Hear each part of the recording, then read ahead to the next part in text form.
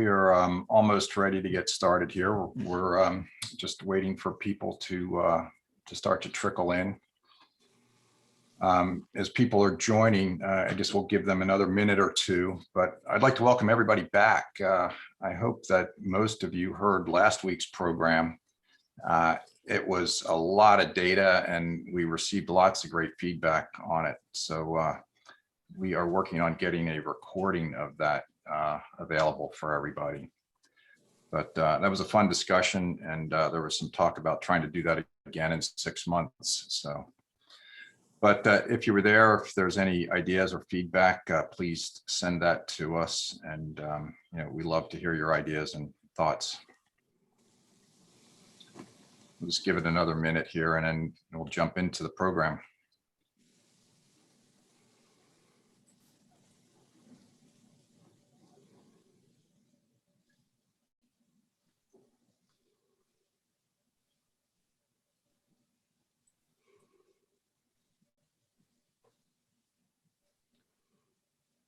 Good. Well, I think we're ready. So why don't we get started?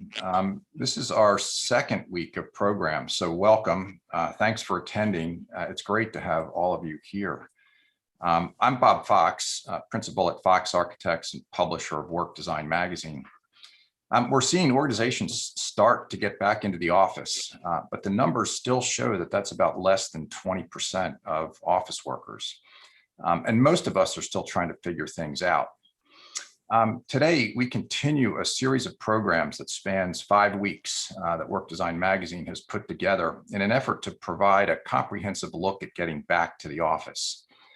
The program is called Work Design Flex, and it looks at how much more flexible and multidimensional the workplace is becoming.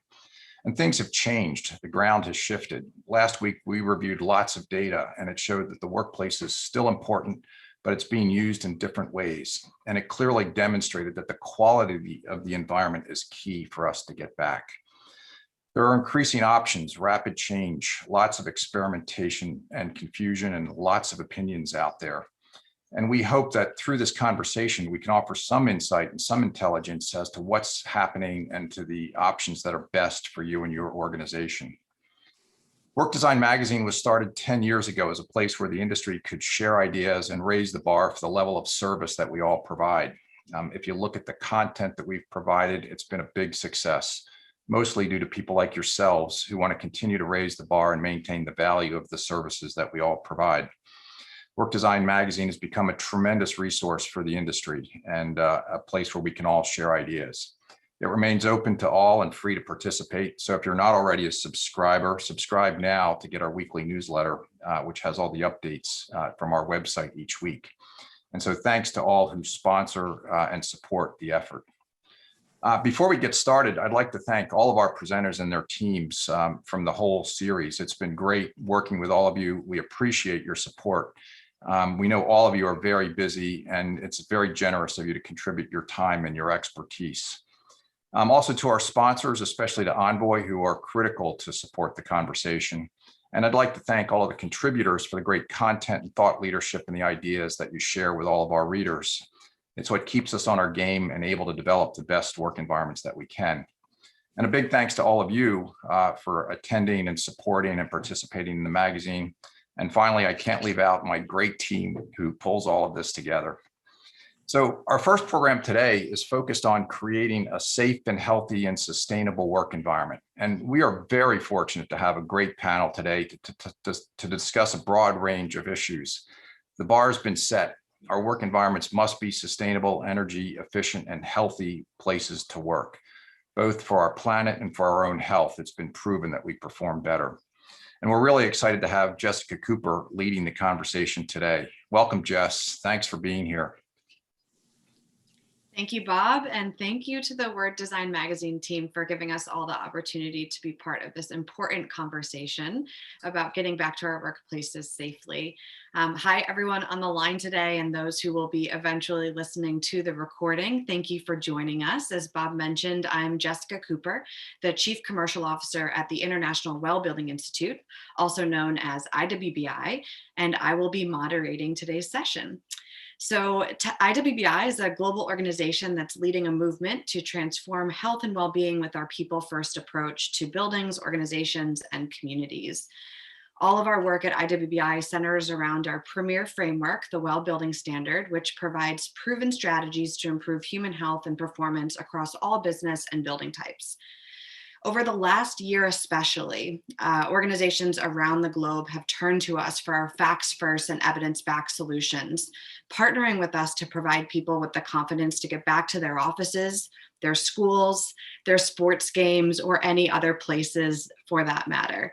So while advancing our global agenda of creating people-first places, we're constantly inspired by the latest innovations and best practices that turn a vision for health into reality. And as an interior designer by background, I have to say that the design sector specifically plays a critical role in translating this research into practice. Design innovations impact our lives every day, from the products we leverage to the buildings we spend time in. You can think about how an early design like the printing press or more recent innovations like the iPhone have literally changed how we all live and work. Or how almost 20 years ago, the September 11th terrorist attacks in New York City forever changed the way we design security in office buildings and airports. As we all emerge from the pandemic and seek to reintegrate into shared spaces, people are now demanding safe, comfortable, healthy, and productive work environments more than ever before. And in response, employers are now shifting their attention to satisfy their workers' concerns. And yes, this includes consideration of amenities such as gyms, lounge areas, and wellness rooms, but we're finding that organizations are now being asked how the office space of the future will provide for us what we couldn't find at home. In other words, many of us have fared fairly well working from home, and now we need proof that there's a benefit to coming back to work. What can our offices do for us that our homes cannot? We'll be discussing this and a lot more on the panel today, along with some important solutions that hopefully you can all take back to your daily practices. So let's turn to our esteemed panelists. I'm honored to lead what's going to be a dynamic conversation with this group, all of whom are experts in sustainable and healthy design. So starting with Kim Pexton, she's the Vice President of Sustainability at JBG Smith. Kim has over 20 years of experience in sustainability, climate change resilience, environmental policy, green building rating systems, regenerative design, and supply chain management. Kevin Cahill is a principal at Interface Engineering. Kevin has extensive government and international experience and has engineered several of the world's tallest buildings. Kevin's ability to design complex projects has also been proven on many secure and mission-critical government facilities within the DC area. And finally, John Campbell is the president of Francis Kaufman Architects. John is a specialist in workplace programming, planning, and design. He meets the needs of his clients by incorporating emerging technologies and designs into their spaces. So welcome, Kim, Kevin, and John to the panel. So this year, as we all kick off summer, this is representing a time where many organizations are working out plans to bring folks back to the office safely. So this conversation with Kim, Kevin, and John is very timely. Our discussion is going to commence with some thoughts about how the design process will need to change to navigate new complexities, and then we'll pivot to discuss design solutions that will help us now and into the future. Before we formally kick off into these interesting topics, I wanted to start with some rapid fire questions to warm us all up. So I'll start with an easy one. Kevin, can you share with us first, what is your favorite summer activity? Sure. Thanks, Jess. My favorite summer activity is golfing and hanging out at the beach, but I have to say I did a kayak tour over the weekend with my kids on the Potomac under Key Bridge, and we are definitely going to add that into the regiment moving forward. It was a really, really good time. So, sounds lovely. Amazing. Kim, how about you? I'll have to second the beach, especially since I just got back last week from the Outer Banks down at Hatteras. So it's one of our favorite places to go annually, and also camping. We're avid campers. So we like to take our Airstream out and mainly boondock. We thrive on nothing hooked up. So love it. That's amazing. John, what about you?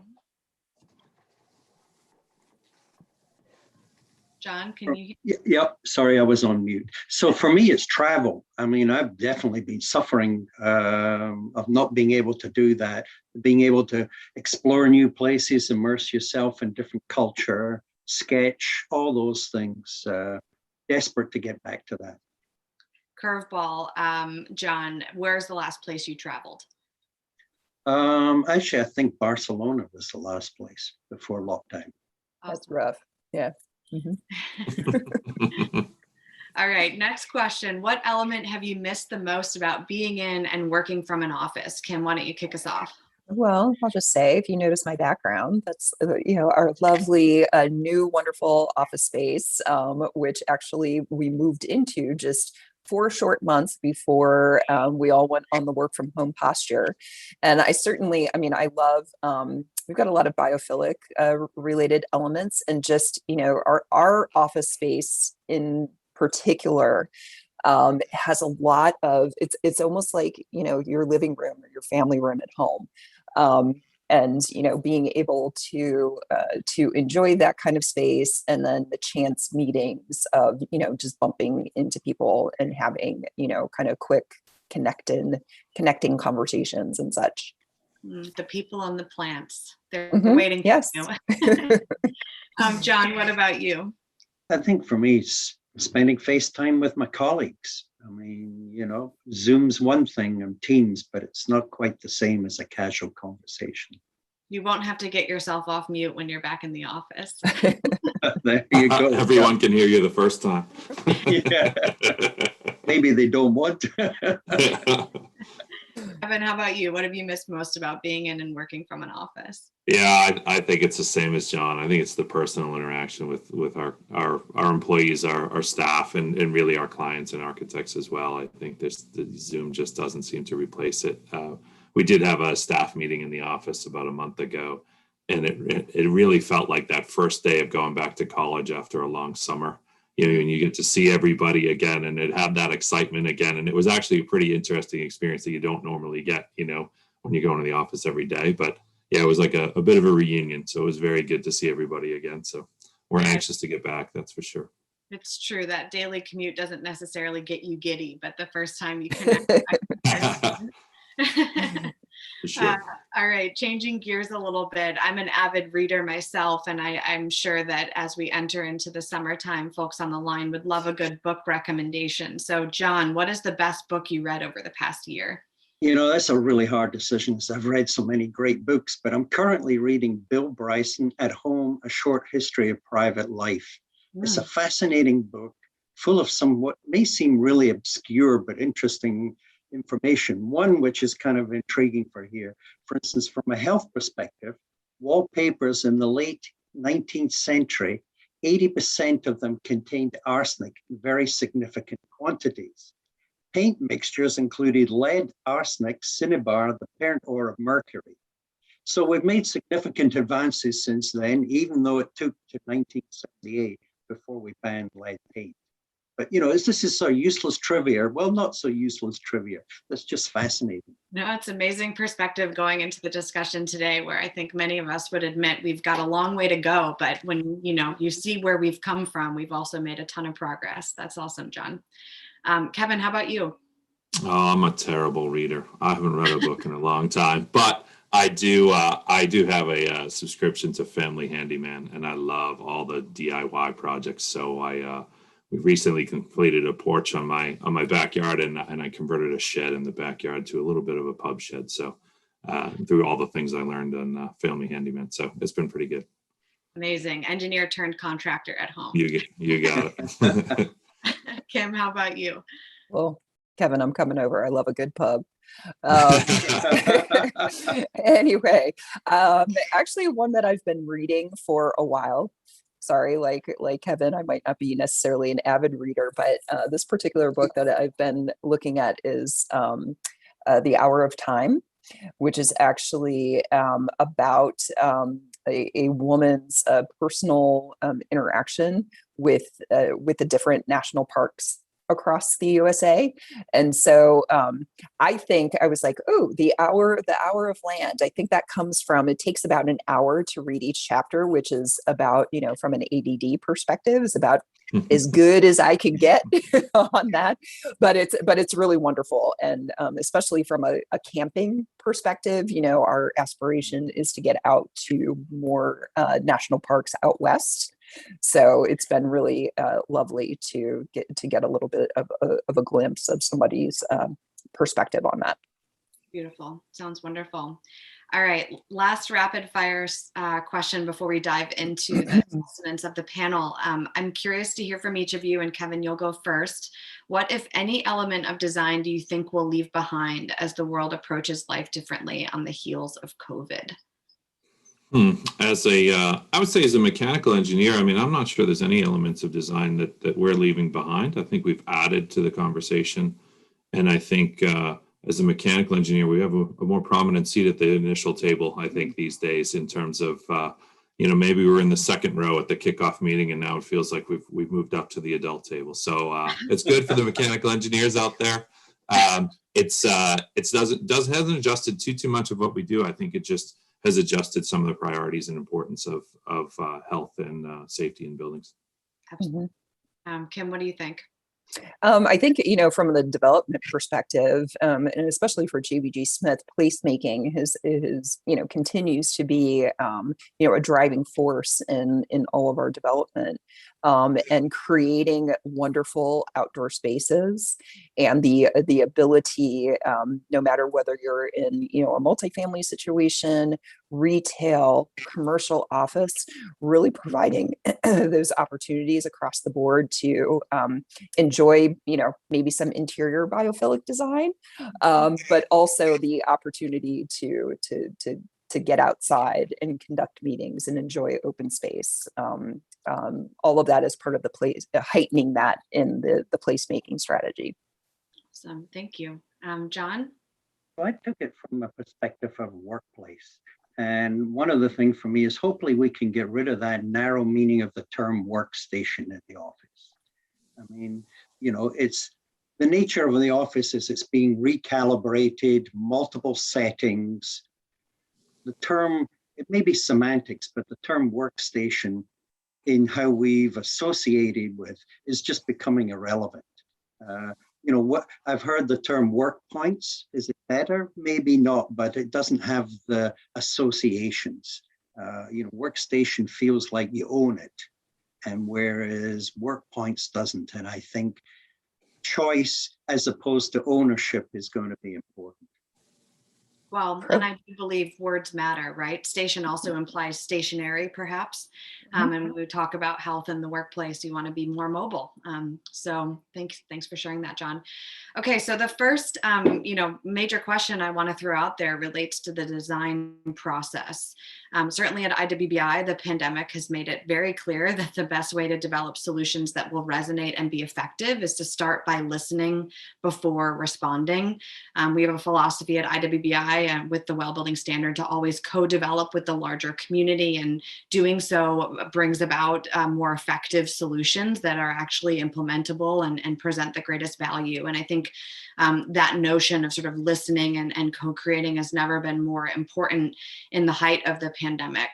I also, as a designer, believe in the philosophy of measuring twice and cutting once, and the notion of the design thinking process as well, where, ideating, prototyping, and testing are keys to successful outcomes. So the point here is, from my perspective, quick fixes are neither sustainable nor resilient. And so I want to start by asking, with so many quick fixes being pitched every day related to the pandemic, how can we navigate through solutions and land on the most effective and valuable solutions? John, we'll start with you. Well, I think, as we've seen, there's no one size fits all for any company. For me, the thing that's intriguing is companies will spend a small fortune and a lot of time doing a strategic business plan. Yet space is their second most expensive item, and very rarely do they do a equivalent workplace accommodation strategy plan. And I think, the companies that take that time, particularly now, business strategies are being tossed up in the air. And I think now's the time, as you mentioned, how do we ask the probing questions? How do we survey? As we're doing surveys, we're totally looking at most of the questions we asked before, because probably 75% of those questions are now irrelevant. So we have to ask a whole new set of questions. And it's been great because we've been beta testing all these questions on ourselves. I think another part is, HR was always a second-class citizen at the table.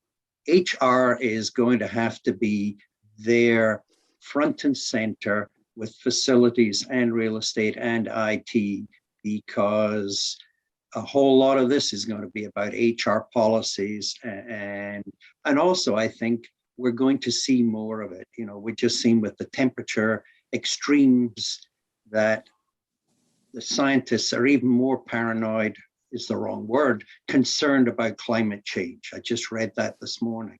And so we're probably going to need a sustainability officer as part of that round at the table at the very beginning at high level.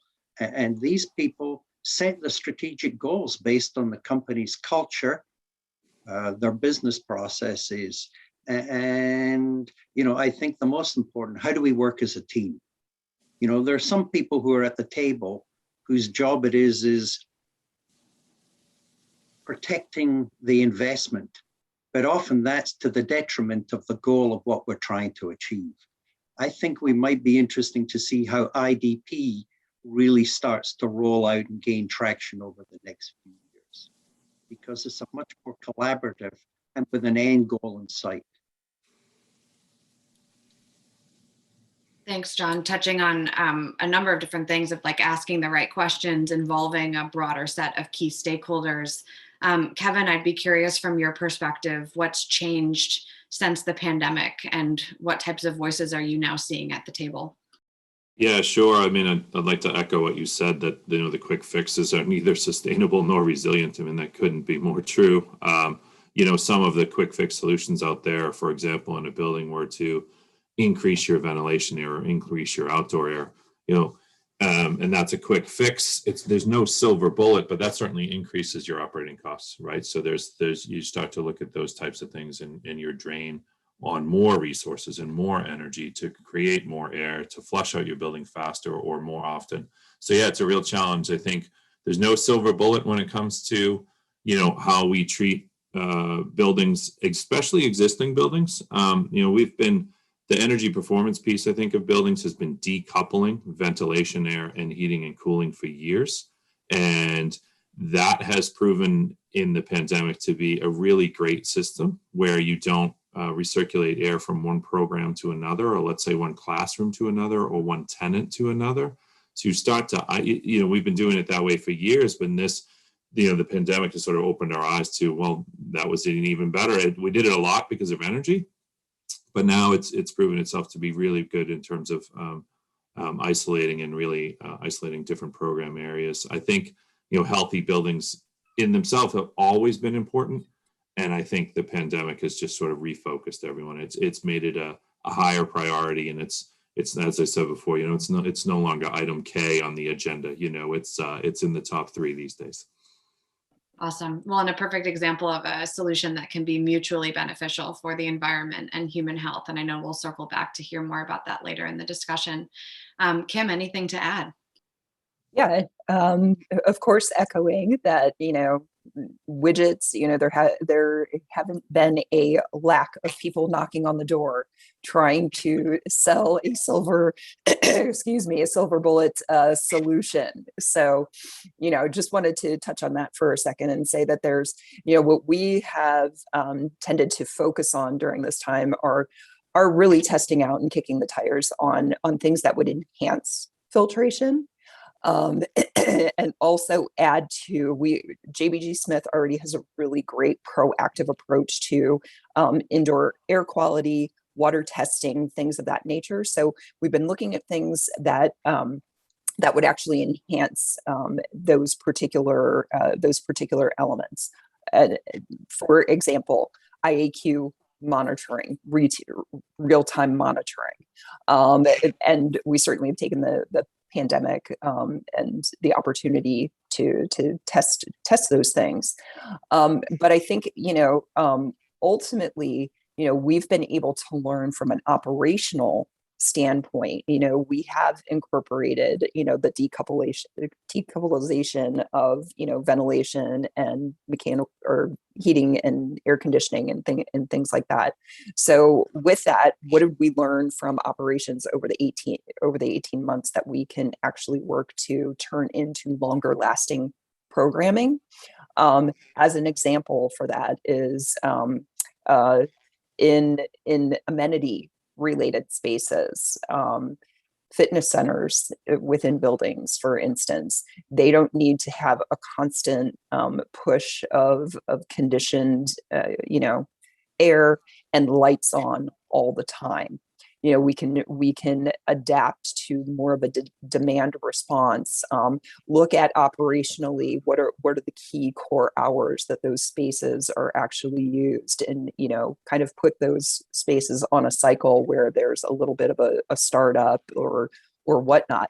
And we've seen that actually saves quite a bit of energy, which I think maybe something intuitively that maybe we should have been able to spot, but without our ability to see that from an operational standpoint and use sort of the unfortunate social experiment that the pandemic has brought and put front and center, that we've been able to prove out some of those things, and those are things that will stay with us from a long lasting standpoint. We're already having conversations with all of our property management teams and engineering teams to deploy those kinds of strategies for the long term. Yeah, thanks, Kim. And I think it ties back to Kevin's point as well, that the pandemic has raised health and well-being to the forefront of the decision-making process. And so things that maybe were further down on the list of how to evaluate which solutions to implement are now raising to the top. And some of these long-term solutions that would have been sustainable previously are, more commonly being implemented. So we've talked a little bit about the widgets and the quick fixes that are being proposed. The other thing that seems to be coming at us pretty rapidly is new public health guidance, which is being published all the time from agencies like the World Health Organization and CDC. And as this new information becomes available, people's perception of what feels safe and appropriate is also constantly changing. So I'd be curious to hear from each of you, and Kim, I'll let you start. How are we now approaching design during a time where agility has been key and change is inevitable? How is that changing the process of design? So I think for us, what we have done, and typically owners will do this, they'll engage in tenant surveys annually.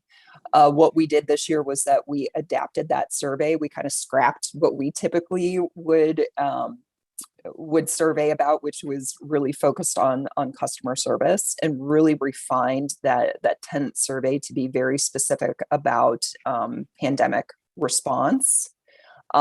Yes, customer service on that end, but also taking the opportunity to ask what are the future plans of our tenants, and what are the key indicators that they're going to be looking for by way of what's going to help them feel confident in the return to the office space. So what we learned from that survey, actually, kind of hot off the presses, we just did the survey in April and received all of the rolled up results. And some of the things that were interesting were one, kind of key indicators for inviting people back to the office, people looking for vaccinations, a significant amount of the population being vaccinated, or secondarily, looking at COVID cases actually declining. Those two things boiled up as sort of those key things that employers were looking for as far as safe return to the office. The other one that I would say is, again, more of a programmatic design, which is, moving to telecommuting. The number of folks that identified that 75% or more of their population actually use their office space, it was somewhere in the 68 percentile, where post-pandemic, that number has dropped to about a 30%.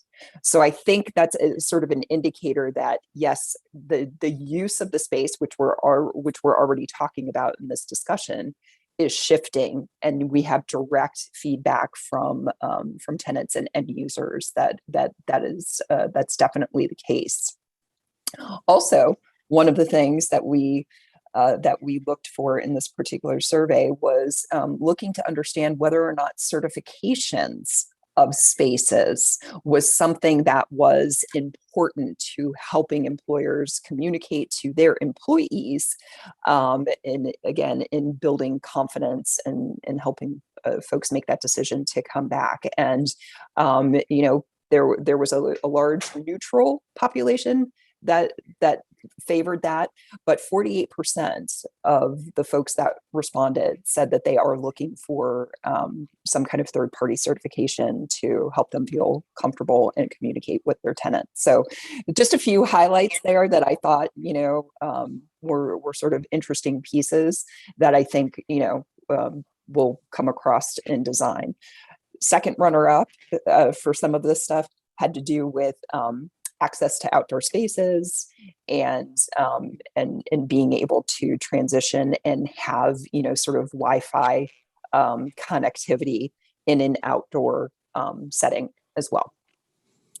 Thanks, Kim. There's a lot of great data in that survey, and looking for, is it being published publicly? Will it be accessible? Not sure. maybe some high level executive summary, but not sure. Keep it posted. Well, you all heard it here first, so thanks for sharing that, Kim. Sure.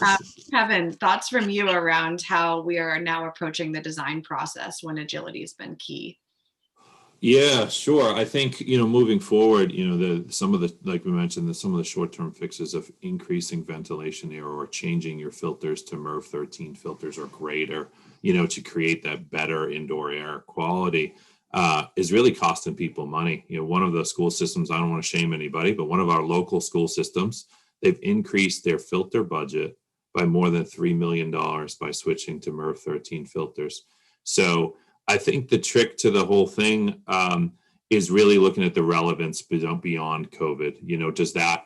Does that county really want to spend $3 million on filters, say in 2022, 2023, if the pandemic is fully over? So I think it's designing systems that really can operate in both modes. So, a recent high school, we sort of reprogrammed the high school to increase the ventilation air and really bypass CO2 sensors.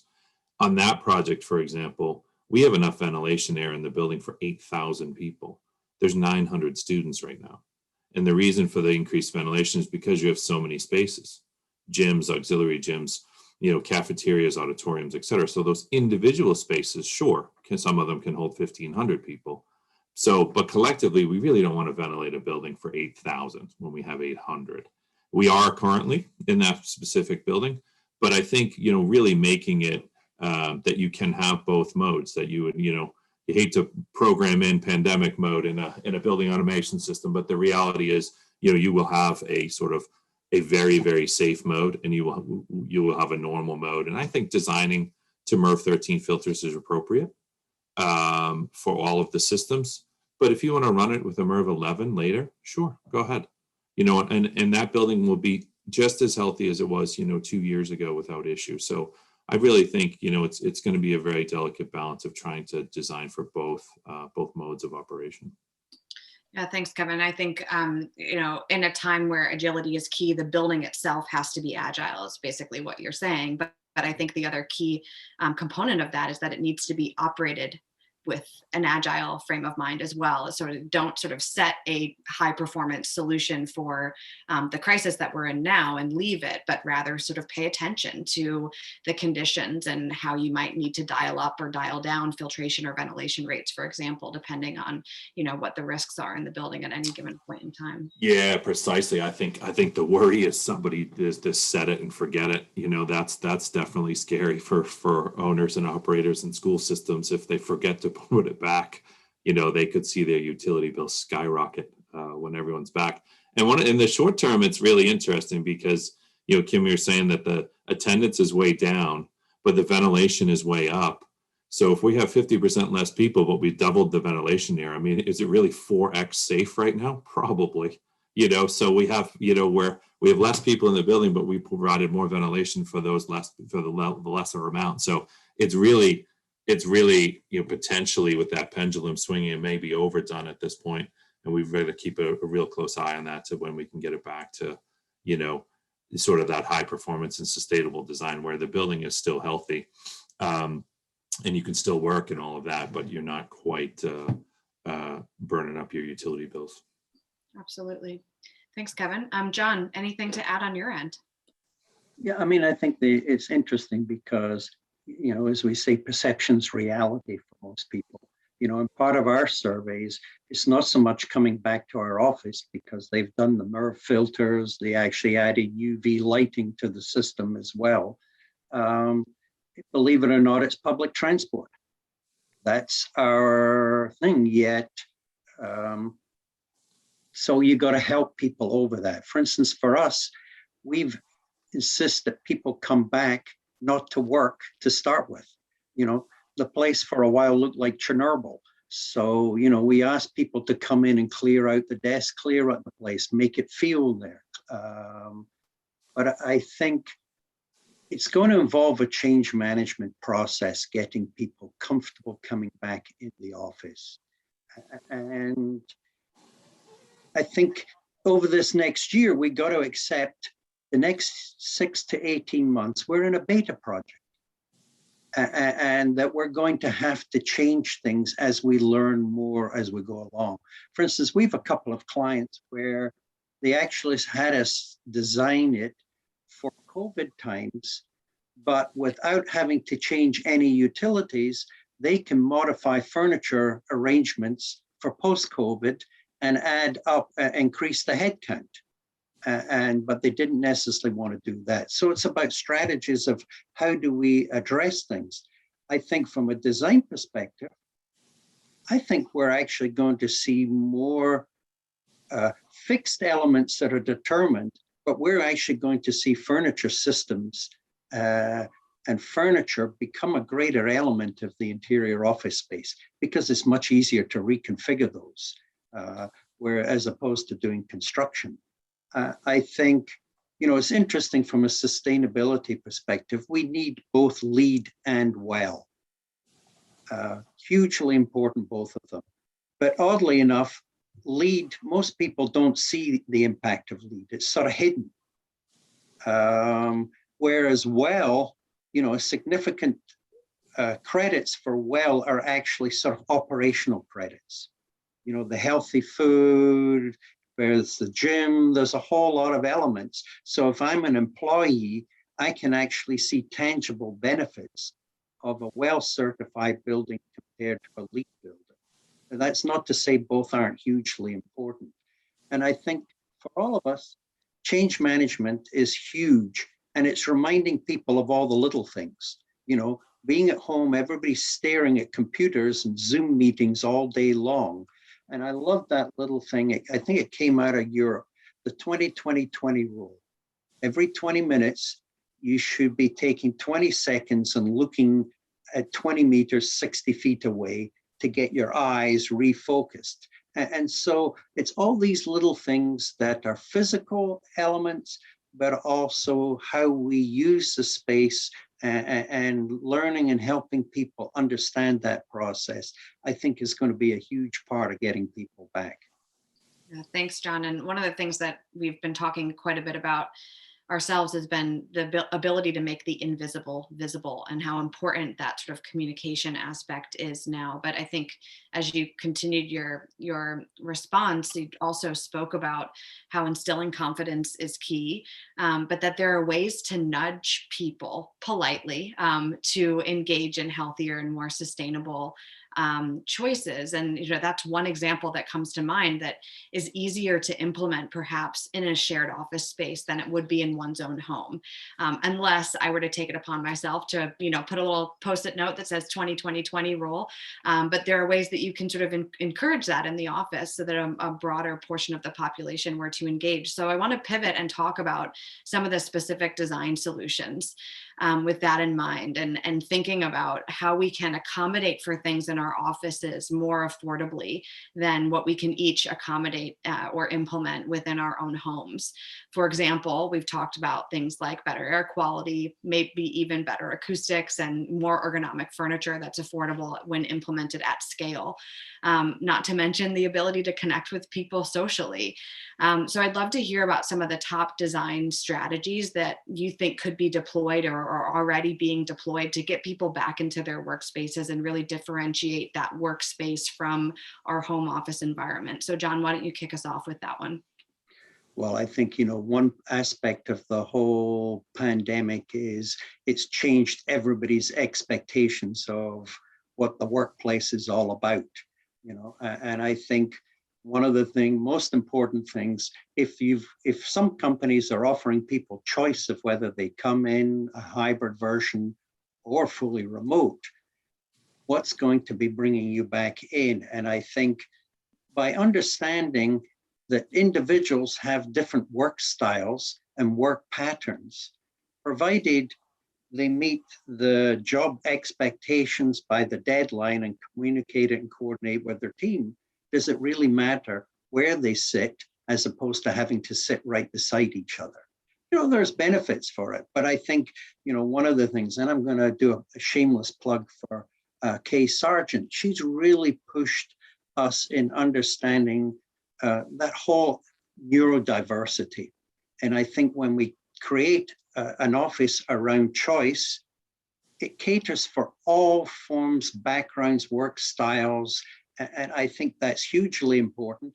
And ultimately, it actually creates a much more inclusive and potentially egalitarian office space. And I think it's funny, a few years ago, most people would have said the library as an institution was dead. The library, if you look at lots of libraries that have been built in the last 5 to 10 years, they have totally reinvented themselves as a community center. And I think actually the workplace per se has a huge amount that can be learned from studying how libraries are used. And lastly, I think one of the things is technology. When we were in the office, it was predominantly face-to-face. Now we went totally the other extreme and virtual. And when we go back and you have to do a mixture of virtual and face-to-face, if I'm the virtual one, I'm not going to accept being a second-class citizen at the table. And I think technology, we've got so used to it and being intuitive and facile with Teams, Zoom, etc. The expectations of that same quality and experience, I think there's a little bit for technology to get to where it needs to be over the next few months. Completely agree, John, and believe that it'll probably also influence the way we design our meeting rooms going forward. Totally. We have a global team, and never before the pandemic had we been so connected with that global team. And that's because we were all sort of sharing the same way of communicating, which was online. And as some people move back into the office and others remain remote, I think it's a major cultural thing that we need to try to address to make sure that everybody maintains that same way of being able to engage and collaborate. Kevin, any thoughts from you on what we can accommodate in the office that's more difficult at home?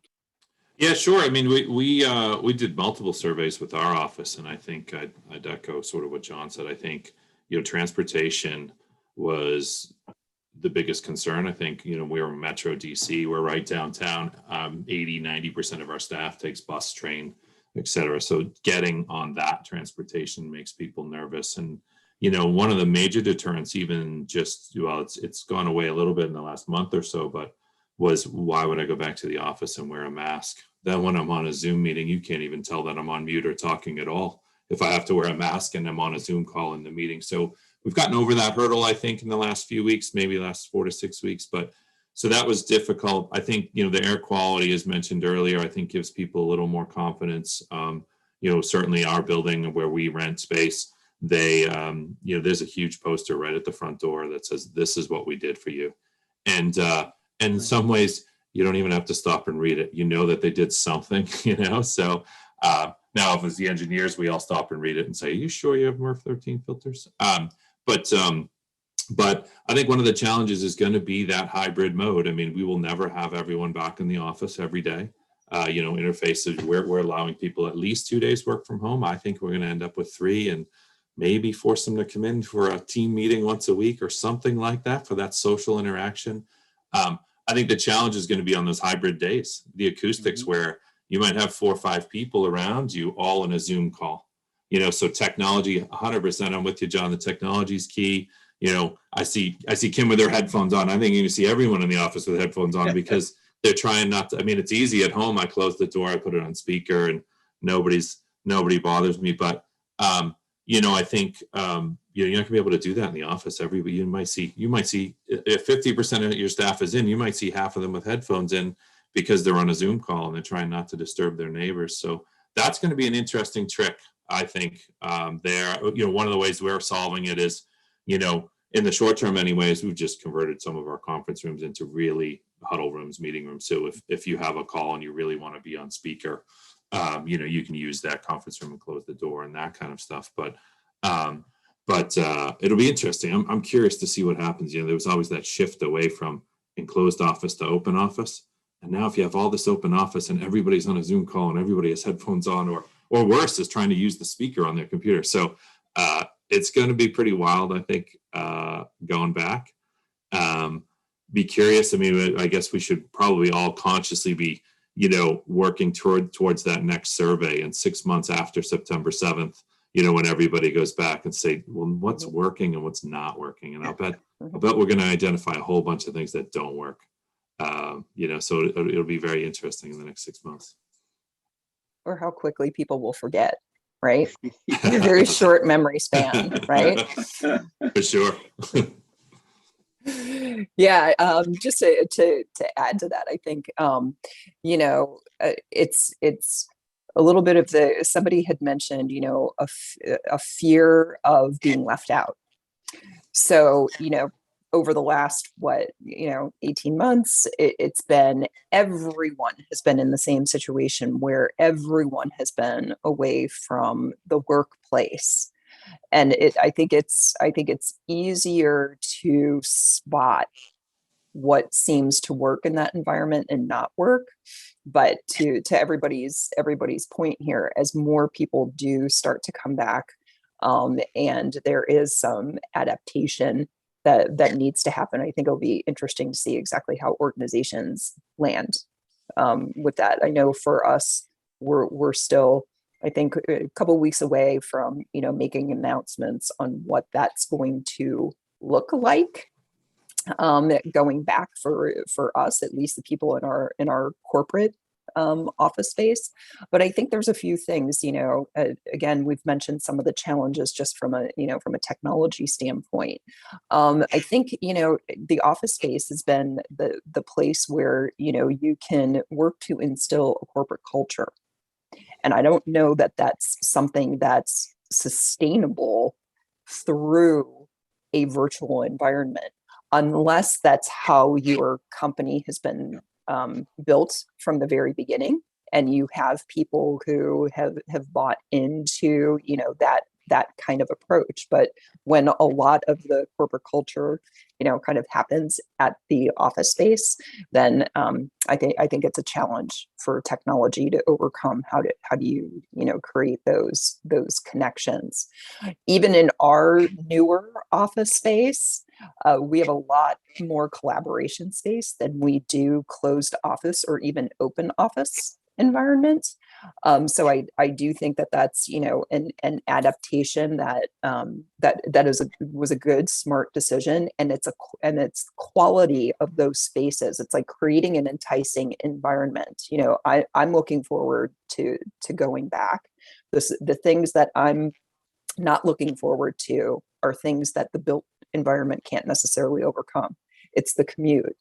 It's there's a sense of you know, at least I know for my team, my productivity has certainly increased by not having some of that commute time. And how can we continue to accomplish and perform at the same levels? It's just, you know, it's muscle memory. We'll get back there, but I do think that there's something to be said for, you know, being able to adapt to people who, okay, if I really need a heads down day with no interruption, et cetera, and so forth, I personally can accomplish that better at home than I can in the office. And just allowing, I mean, you know, for me, my biggest challenge right now, because my kids are older, are dealing with my dogs barking constantly in the background, you know, and certainly parents who have younger kids, they have a different situation, right? It's a young kids tugging at you is tough to deal with. So there's a lot of different, you know, situations to try to be sensitive to, and those are things that the built environment itself can't necessarily, you know, solve for. But those are my thoughts there. Yeah, well, and I mean, oh, go ahead, John. So, you know, I think it's interesting, you know, one aspect we haven't talked about is the elevator, you know, and oddly enough, we haven't heard people say that so much, but I think as people start looking at new buildings, I think you could start to really see the amenities at the ground level. You know, there becomes a coffee shop for casual meeting. And so some people who you may have come up to your floor, maybe you'll go down and you'll meet them in the coffee shop. So you're sort of restricting people who are using the elevators more. So, you know, that sort of coffee shop, and maybe there's a mixture of some informal close, you know, as opposed to all open. Maybe there are a few little like focus rooms where a group of you can have. I think there's an opportunity there for a whole sort of different type of space to start appearing more so on the market. We can start a Take the Stairs campaign. What do you think? I've only got 6 floors, so I'm in favor of that. Well, and it's interesting because I feel like a number of these examples have shown the connection between design and organizational culture and policy. In other words, you can't sort of design cannot be the only tool you utilize to improve health and safety issues, but there's a policy element as well that can help sort of either reinforce some of those design interventions or complement them in a way. So Kim, you touched on this notion of commuting and an office policy that shifts so that people are not all expected to arrive at work by 9 a.m. could help decrease not only the stress, but also the time spent commuting. And that could be a huge benefit to people. And I think also just having more flexible policies as well that say, if you have a quiet and focused area to work from home, then there are going to be certain days when you can work from home. And if you need to come to the office for meetings and social collaboration, then we've designed our space for that. So I want to sort of, as we near the end of the panel, there was an audience question specifically about how we think office buildings will change in the future. And I know we've touched on a number of ideas, but maybe each of you, if you want to share sort of one key change you expect to see, any re-engineering, any specific amenities or services, any specific ways to foster community connection. Maybe Kevin, we'll start with you on this one. Yeah, I see the question in there about, you know, movable walls and underfloor air components. You know, I think you know, one of the things that's nice about an underfloor air component is one of the projects we recently did, a headquarters building. We actually did underfloor air for ventilation, and we had overhead heating and cooling through radiant panels. So again, that decoupled the ventilation from the heating and cooling, and it's a once through system per zone. So we didn't share between the zones. So, I mean, I actually like that idea. You know, it's a little expensive to do because you're adding the cost of the raised floor itself, but there's other ways of, you know, where the churn is supposed to make up for that if you're moving things around. I really think, you know, following on through on that, you know, that home brings some great benefits of, you know, flexibility and casual work dress, and you don't have to wear a pair of shoes and, you know, those types of things. You know, you can do a conference call outside, which normally I would do if I wasn't on camera, just so sit on the deck, you know. But at the same time, you know, work doesn't have, as Kim pointed out, work doesn't have dogs barking. And I can't believe there's trees left in my neighborhood. It seems like every time I get on one of these Zoom calls, somebody's running a chainsaw outside my window and cutting down trees. That's been worse. That's been worse than the dogs. Frankly. It's amazing. I don't know what's going on, but I think, you know, and Kim mentioned it a bunch of times. I mean, I really think, you know, moving forward, you're going to see a lot more outdoor space at work. You know, why not put your headphones on and grab your phone and do that call from outdoors? I mean, why do you have to sit inside at your office, you know, or go to the coffee shop? Or I think the integration of outdoor space at work will be, it's getting it closer. You're really trying to get that work experience. You're trying to take the best things about working from home and the best things about working from the office and get them together. And whether you get them together at home or you get them together at the office, it's probably both. You know, that at both places you can do both things. So I think it'll be really interesting moving forward to see how much outdoor space. I mean, I think it'd be awesome, you know, to grab your laptop and go to the roof and do a Zoom call, you know, and just sit outside. Not today; it's hot out today here in DC, but we have great falls and springs. So, but yeah, I mean, I think it'll be really wild. I think moving forward, and then even how much space we need, I think, you know, we're going to see. My opinion is that, yeah, I think everybody's going to downsize moving forward. I think when people's leases are up, they're either going to cut their space in half, or they'll have in DC or even large metropolitan areas with traffic issues. I think you're going to see people have an office in Maryland, Virginia, you know, in DC again, and have 3 really small offices instead of 1 big office. And because the commute's the problem. I mean, it's one of the issues that people, when you say you have to come to the office, I mean, that's a major deterrent, right? That's a major benefit that people get. So if we said, hey, you know, you live in Fairfax County, you can go to the Fairfax office. Well, all right, that's pretty cool. And I think you'd see, you know, that in San Francisco, even, you know, even office out there, if you didn't have to cross one of those bridges in the morning, that has a lot of value, you know? So that's why people like working from home when they don't have to get on one of those bridges. So New York City follows that same model, right? So yeah, I think it's going to be interesting, but I think I would think outdoor space at the office would be a real benefit to everybody. Thanks, Kevin. Some great ideas. Kim and then John, in the last few minutes, thoughts from the two of you. I just wanted to point out that, you know, the things that we've been talking about here, more outdoor space, UFAD, underfloor air distribution with respect to, you know, the allowance for flexibility, flexible walls. Yep. This, I feel like, you know, this is repeat, right? These are things that we've been talking about for years. So, and I think that what we can all likely agree upon, you know, going forward is that each organization is a unique culture in and of itself, and the solution is going to be unique to that particular organization. We have these tools. We can deploy these tools. We have very crafty people who can create those types of spaces. But it really comes down to the personality of each individual, you know, end user. Just wanted to throw that out there.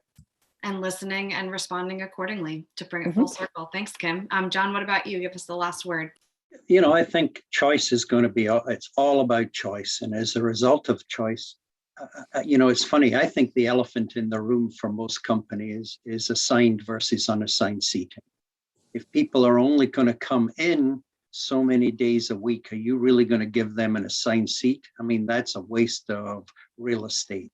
And I think most companies are going to grapple with that one. And those that have the courage to go to 100% unassigned seating and give people the choice with multiple array of different settings are going to be the winners. I do think raised floor, particularly power, is going to be the norm. I wish it was underfloor HVAC. In my 40 years, I've only managed to persuade one client to do it. Whereas in Europe and Asia, it's standard. It provides cleaner air. For me, the jury's out on demountable wall systems, because I think if we get the hard walls set, the other furniture is going to be able to do it. My experience is a lot of people, they do the demountable, but never actually, it costs extra and never really move it. And if you're providing a variety of settings, you perhaps have to massage it less. I think the last thing for me is we're going to see a whole new job description. I think we're going to have the community manager, and this person has to be like the patience of a concierge, understand customer satisfaction and response, but they're going to be the glue that holds together the remote and the in-house people and create the events and various things. I think you've seen a little bit of in co-working, but I think that role is really going to become, and it's a very specific character that's going to be able to pull that one off well. Thanks, John. And what a great way to end the conversation. A community manager also supporting probably the implementation of a culture of health. I'm incredibly inspired by Kevin, Kim, and John, all three of your remarks in the discussion today. Bob, I'll turn it over to you to close us out. Jessica, thank you very much. That was a great conversation. Kevin, John, Kim, you guys all did a fantastic job. Lots of really good stuff there. I kind of wanted to sort of, Kevin started talking about multiple office locations, and then we got into unassigned seating, and John, your conversation about the community manager are all a perfect segue into our next program, which starts at 1 o'clock. During that conversation, we're going to have Nick Lavigne lead a conversation about the flexible work environment and all the different options and opportunities that are out there. Mark Gilbreth from Liquid Space, Andrea Peretti-Dranchek from CEO of Office Evolution, and Linda Fogarty, who is with Turner and Townsend. We'll be talking about all the different types of flexible work environments that they're seeing out in the market now. So that should be very exciting. To the audience, thanks. If there's questions, feel free to send them in. We're going to follow this up with an article and we'll keep all this information at workdesign.com. So thanks again. We'll see you all at 1 o'clock. Bye-bye. Thanks, everyone. Thanks, everybody. Thank you.